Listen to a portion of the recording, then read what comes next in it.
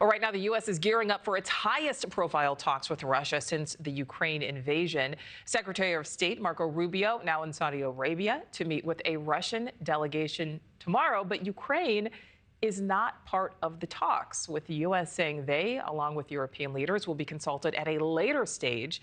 And it comes amid so-called once-in-a-generation meetings that are also happening at an emergency summit in Paris that was initiated by the president of France. France, along with Germany, brokered a failed ceasefire between the two warring countries back in 2015. So NewsNation's Robert Sherman joining us live from the White House. A lot happening here, Robert. What do we expect to hear after this summit?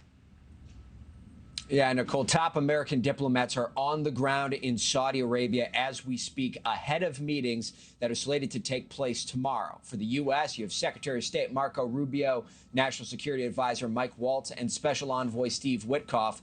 The Russians have sent their top diplomats as well. That includes Foreign Minister Sergei Lavrov. Meanwhile, in France, concerns are sparked among major allies in Europe who are afraid that they will be boxed out of the negotiating process and are having an emergency meeting to discuss their own national security. And the Ukrainians are also unnerved by all of the movement that's taking place without them. Ukrainian President Volodymyr Zelensky is today in the United Arab Emirates, reiterating his stance to reporters that he will not agree to any deals about Ukraine's future negotiated without them. The president, currently in Florida, monitoring all of this as it unfolds, remaining confident that the Russians want to make a deal and his team can deliver one that ends the war. Nichole. All right, so Robert, under the previous administration, we know the White House, European allies were basically largely unified when it came to the view of Ukraine and what happened there. How has that changed under the Trump administration?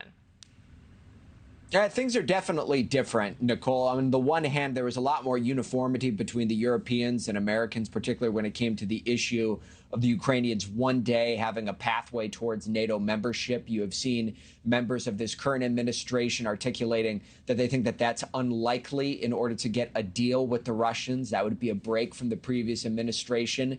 You've also heard, from many European leaders about their own national security concerns. I mean, keep in mind, if you were to drive from Berlin, you'd be in Ukraine in 8 hours. It's a much smaller geographic difference.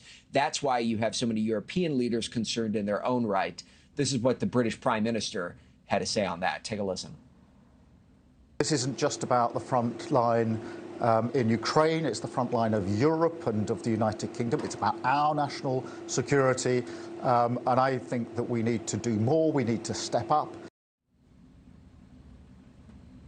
And then you go back to what Vice President J.D. Vance had to say at the Munich Security Conference last week, in which he contended that the Europeans needed to do more, needed to spend more, particularly when it came to NATO membership and their own national security, and take some of the responsibilities on their own. Those are some of the breaks in rhetoric that you've seen from the previous administration and the current Trump White House.